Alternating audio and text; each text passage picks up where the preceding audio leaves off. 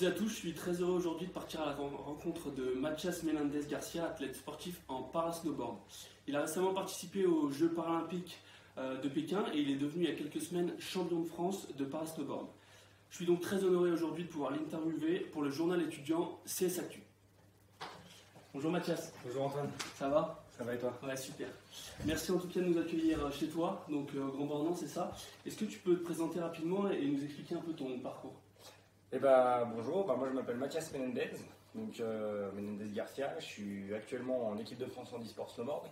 Je rentre il n'y a pas si longtemps que ça des Jeux paralympiques. J'ai 29 ans. Je fais du snowboard depuis que je suis tout petit. J'ai moniteur de ski, je travaille dans le tri de déchets et pour la suite, on verra bien. On verra. Il y a quelques années justement, tu as subi un terrible accident et tu as dû être amputé de la jambe gauche. Est-ce que tu peux nous expliquer un peu ce qui t'est arrivé et comment ça a chamboulé ta vie? Tout à fait. En fait, je travaillais sur un chantier et j'étais dans un talus avec une pelle mécanique, donc c'est pour creuser les trous, les tranchées, tout ça. J'ai fait un énorme plat sur un talus et en fait, le talus a lâché sous la pelle et je me suis retrouvé coincé dessous. En fait, en basculant, la pelle a attrapé mon pied gauche et ça m'a littéralement explosé le tibia en fait. Donc du coup, j'ai dû faire les premiers secours un peu tout seul parce que j'étais bien coincé. J'ai appelé les pompiers et derrière ils sont venus me chercher et on est parti aux urgences où on a pris la décision de l'amputation. Donc voilà, à un moment donné, l'amputation, le mot il est quand même fort. On se dit qu'est-ce qu'on va devenir, qu'est-ce qu'on va faire et puis finalement on s'en sort pas trop mal. Et justement, tu as eu un accident qui est pour rien, c'est arrivé comme ça dans ta vie, ça t'est tombé dessus. Comment tu as fait pour te relever, pour continuer à être fort, que ce soit autant mentalement que physiquement? En fait, j'ai pris, comme j'expliquais tout à l'heure, le choix il vient un peu de moi aussi parce qu'on aurait pu me réparer la jambe, mais j'aurais jamais pu refaire de sport, j'aurais jamais pu remarcher normalement. Donc pour moi, c'était pas vraiment la vie, quoi. Comme je disais, je suis moniteur de ski, je fais du ski depuis que je suis tout petit, je fais du sport, j'adore ça.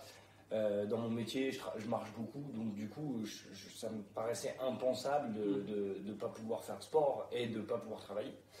Donc du coup, à partir du moment où j'ai choisi de me faire amputer, je me suis dit, voilà, maintenant tu n'as plus le choix. Tu as pris cette décision, c'est bien, hein, si c'était à refaire, je referais la même chose.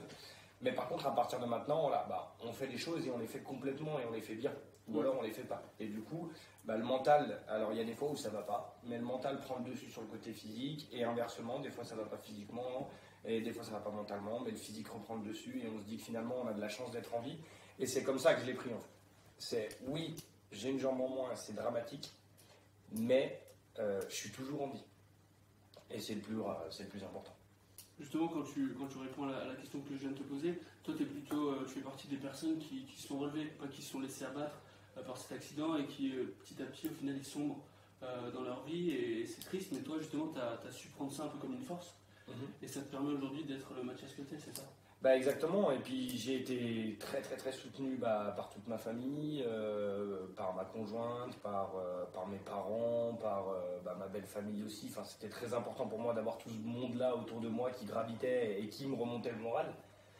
Même si souvent mon papa dit ce qui était fou, c'est qu'on venait à l'hôpital pour te remonter le moral et finalement on repartait avec le sourire parce que tu nous faisais rigoler, quoi. C'est toi qui l'as remonté le moral. C'est moi qui remontais le moral parce que, comme je te disais, moi je l'ai pris en mode c'est dramatique, mais t'es en vie mon gars et profite maintenant pleinement à 100% et à 20 000% même de la vie et de tout, quoi.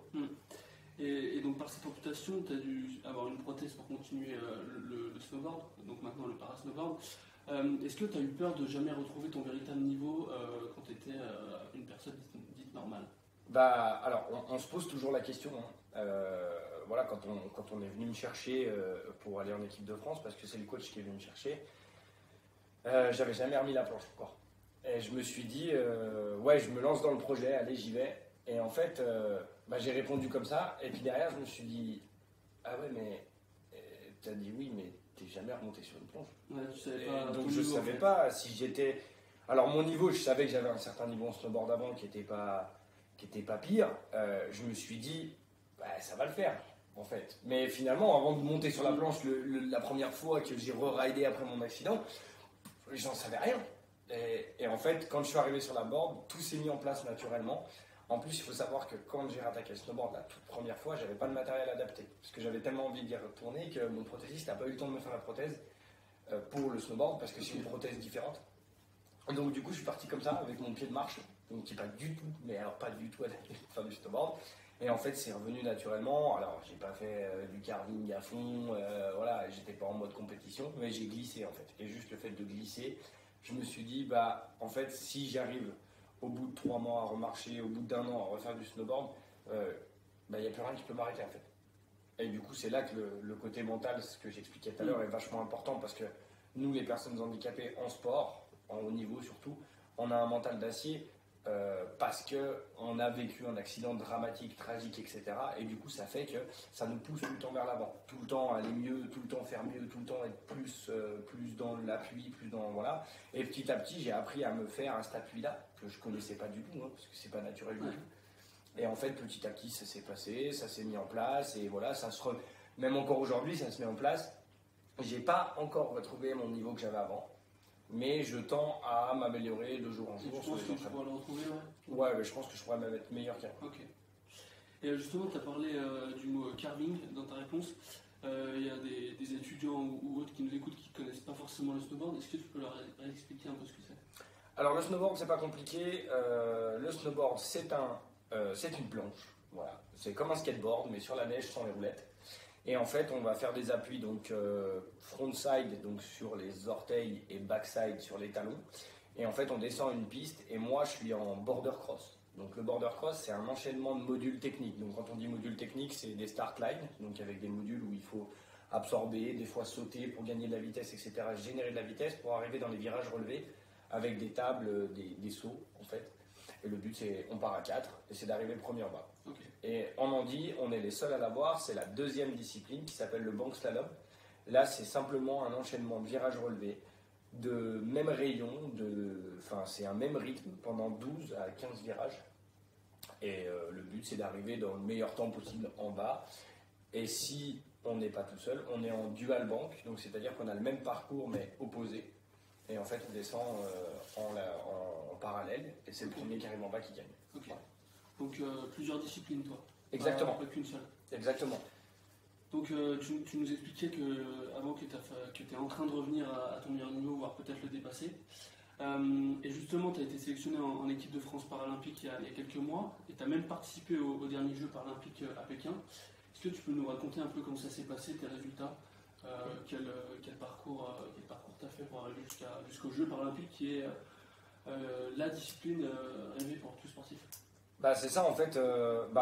Quand je suis rentré en équipe de France il y a 1 an, maintenant 1 an et demi, en fait pour moi le projet sportif il était de 2026 pour aller aux Jeux de Cortina.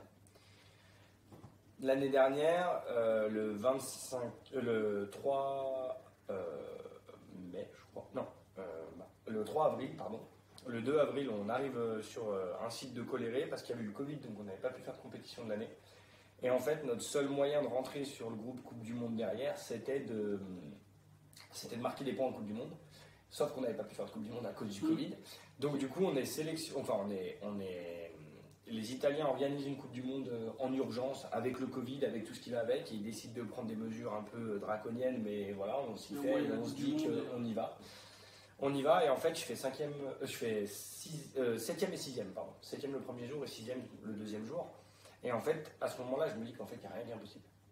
Alors après, effectivement, il n'y avait pas toutes les têtes d'affiche qui étaient là, etc. Mais c'est quand même 2 beaux résultats qui permettent de mettre un pied, si je peux me permettre l'expression, dans la Coupe du Monde. Et derrière, en fait, on est parti sur l'année d'après où le Covid était quand même présent, mais moins contraignant. On est parti à Landgraf, aux Pays-Bas, faire une Coupe du Monde de bank slalom où là, je finis 10e et 7e. On a fait une Coupe du Monde en Finlande à Poix, et là je fais 14 et 11, 19 et 14 pardon, parce que je suis blessé. Et derrière on part sur les championnats du monde à Lillehammer, où je fais 16e et 11e, toujours 11e en bank slalom. Et du coup là en fait j'apprends que je suis sélectionné pour les Jeux paralympiques derrière. En fait on nous appelle et on nous dit bah voilà t'es sélectionné pour les Jeux. Et en fait là je me dis mais trop cool, enfin, c'est magnifique, c'est le rêve qui se réalise. Je me doutais pas qu'un avec aussi peu de recul et d'expérience dans l'handi, je puisse accéder au jeu aussi rapidement. Et du coup, c'était un énorme soulagement, pas vraiment, mais c'était une énorme fierté de me dire, voilà, je vais représenter mon pays et l'handisport, parce que c'est ça aussi les valeurs, c'est se dire, on représente le pays et surtout on représente l'handisport. Et ça, c'est important parce qu'on prouve au monde entier que même si on a un handicap, même si on n'est pas comme les autres, on arrive à faire comme les autres. Alors, effectivement, on le fait moins vite, mais c'était énorme. On est arrivé là-bas, on en a pris plein les yeux. Et tes résultats à la Coupe du Monde, est-ce que tu es déçu? Est-ce que tu es content?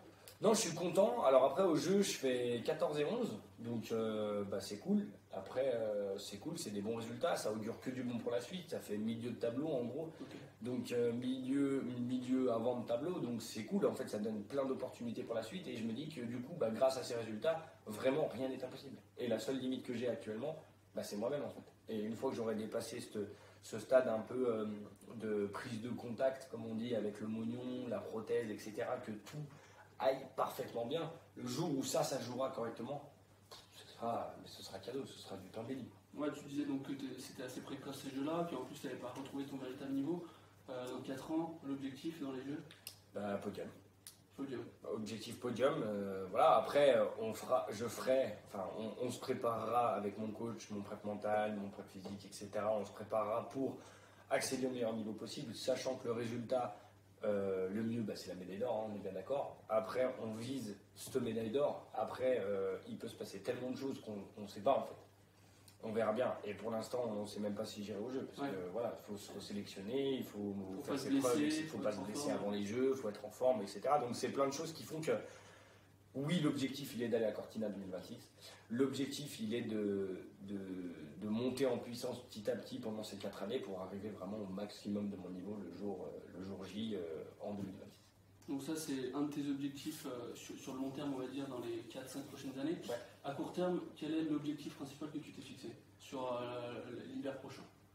Sur l'hiver prochain, l'avantage c'est qu'on a les championnats du monde encore une fois, parce qu'en fait avec le Covid ça avait été décalé, donc c'était l'année dernière, et là il y a les championnats du monde, j'ai une revanche à prendre, donc voilà, je vais donner le maximum pour arriver à faire un énorme résultat pour que justement ça prouve que je suis là, je suis présent, et même si on est handi, on est toujours, on talonne et on s'accroche, on se bat, et on se bat 2 fois plus parce qu'on se bat aussi contre le handicap physique, parce que voilà, c'est pas facile.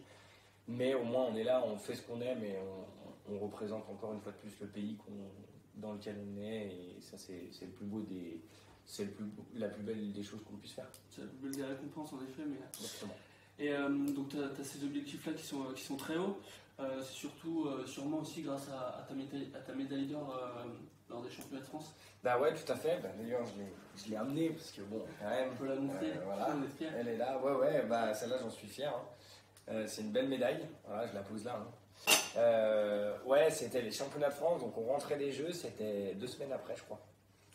Et en fait, on est parti donc à Montgenèvre, la station de Montgenèvre, avec les championnats de France. C'est organisé par un club handisport chaque année, en fait.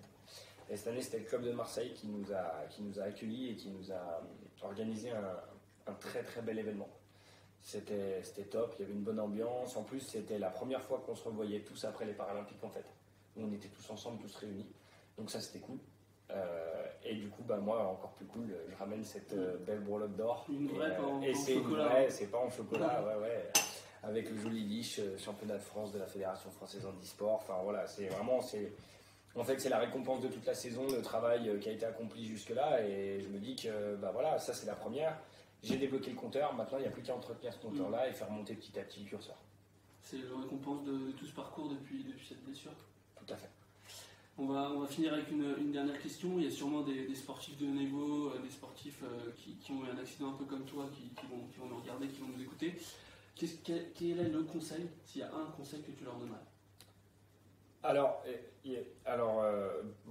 dans le handicap, le problème c'est qu'il n'y a pas vraiment de conseil. On ne peut pas dire fais comme moi je l'ai fait, parce que ça ne marchera pas, ce ne sera pas la même chose. Mais en tout cas, ce que je conseille à chaque personne que je rencontre qui est handicapée, etc., ou qui vient de rentrer dans le monde du handicap, parce que c'est quand même la brutalité de la chose, je leur dis écoute, il faut que tu prennes une décision.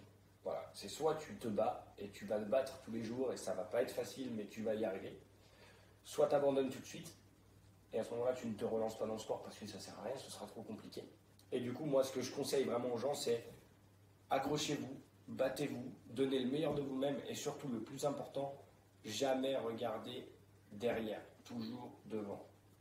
Toujours se fixer des objectifs. Voilà, un objectif à la fois, step by step, comme on dit. Le premier objectif, il est de vous remettre de votre blessure, autant du côté physique que du côté psychologique, parce que ça, forcément, ça impacte les deux. On marche. Dans mon cas, moi, c'était marcher d'abord, ensuite le ski, ensuite on reprend une vie normale, on marche, on se balade, on joue à la pétanque, on va avec les copains, on se déplace de plus en plus tout seul, on devient autonome. Et en fait, c'est faire des petites actions au quotidien pour gagner en autonomie, parce que c'est le plus important de gagner de l'autonomie, pour être à la fin 100% autonome et pouvoir ramener des médailles d'or. Merci Mathias de m'avoir donné ton temps pour cette petite interview pour CES Actu. N'hésitez pas à la retrouver sur YouTube et à retrouver aussi CES Actu sur Internet, sur Instagram et sur TikTok. On vous souhaite une bonne lecture de cette interview et à très vite.